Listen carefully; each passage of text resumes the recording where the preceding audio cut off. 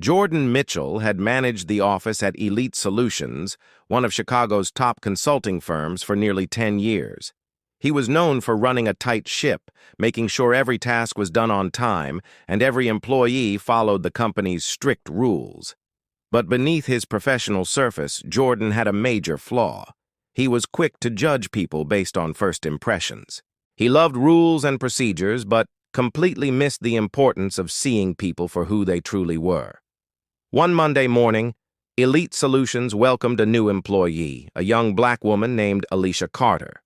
Alicia was an experienced consultant with an incredible resume, having worked with top companies across the country. She was genuinely excited to join the firm and make a real difference.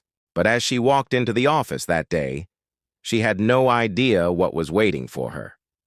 Alicia arrived 10 minutes early, looking sharp in a navy blue pantsuit, leather briefcase in hand. She walked with confidence, her posture straight, her eyes shining with a quiet determination. But the moment Jordan saw her, he made a snap judgment. "You're late," he said, walking towards her with his arms crossed. His voice was firm and disapproving. Alicia was taken aback. She glanced at the clock and offered a polite smile. "Actually, sir, I'm early. My start time is 9 a.m., and it's only 8:50.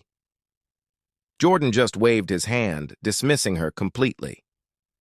"Being on time doesn't mean you're ready to work. Around here, we expect effort from day one," he said curtly, already turning away. He motioned for her to follow him down the hall without another word. Confused but composed, Alicia followed him to a tiny cubicle near the break room, far away from the main area where the other consultants and analysts worked. Jordan dropped a thick stack of paperwork on her desk, files filled with old contracts and expense reports. "Start with this," he ordered, his voice cold. Alicia looked down at the pile. As a seasoned consultant, she knew this was administrative work, something an assistant should handle, not someone with her experience. But she kept quiet. She understood that first impressions mattered, and she needed to prove herself. So she looked up at Jordan and asked politely, "Excuse me, Mr. Mitchell. I was hired for a consulting role. Is there something more in line with my expertise that I could start on?" Jordan just smirked. "You're new here. Prove you can follow basic instructions before you start asking for more complex tasks." Alicia nodded, accepting the challenge. But deep down, she knew what was happening.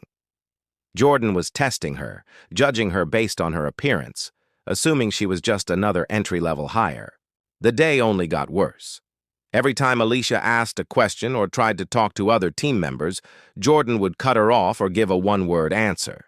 He assigned her the most menial tasks: getting coffee, organizing old files, and printing documents, all things far beneath her qualifications. Jordan seemed determined to prove she wasn't worthy of important work, making it clear he saw her position as temporary at best. Alicia had faced this kind of prejudice before, but she refused to let it break her. She kept working diligently, her focus always on the bigger picture. By 3 p.m., Jordan had made up his mind. Alicia wasn't a good fit for Elite Solutions. He called her into his office, ready to fire her without a second thought. "Look, Alicia," he began, barely looking up from his computer. "This isn't working out. You're not fitting into the company culture, and frankly, I don't see you lasting here. I'm letting you go." Alicia didn't even flinch. She sat calmly in the chair across from him, her hands resting in her lap. After a moment of silence, she spoke, her voice steady and clear. "Are you sure about that, Mr. Mitchell?" Jordan glanced up, a look of confusion on his face. "Of course I'm sure. You're not cut out for this job. You've shown me nothing but incompetence." A faint smile appeared on Alicia's lips.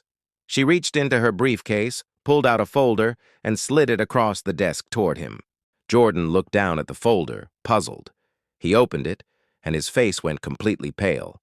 The document inside read, "Alicia Carter, CEO and founder of Elite Solutions." He stared at the title, frozen. You're the owner?" Alicia stood up slowly, her expression calm but firm. "Yes, Mr. Mitchell. I am the owner of this company, and I've just witnessed firsthand how you treat new employees, particularly women and people of color. This is not the culture I want for Elite Solutions." Jordan stammered, desperately trying to find the right words, but nothing came.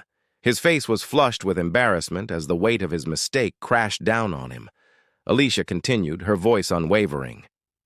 "You judged me based on my appearance, without even knowing who I am or what I bring to the table.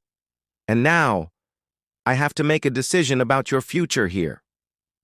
With those final words, Alicia turned and walked out of the office, leaving Jordan speechless. The next morning, an all-staff email announced that Jordan Mitchell was no longer with the company. His position was filled by someone who truly understood the values of inclusivity, respect, and fairness, values that Alicia had always championed. Alicia Carter continued to lead Elite Solutions with a renewed commitment to building a company culture where every employee, regardless of their background or appearance, was given the chance to succeed. From that day on, the firm became a place where people were valued for their skills, not their looks, and where no one would ever be judged so unfairly again. Thanks so much for watching. We hope this story serves as a powerful reminder to look beyond the surface. If you enjoyed it, please give this video a thumbs up and subscribe to our channel for more inspiring content. See you next time.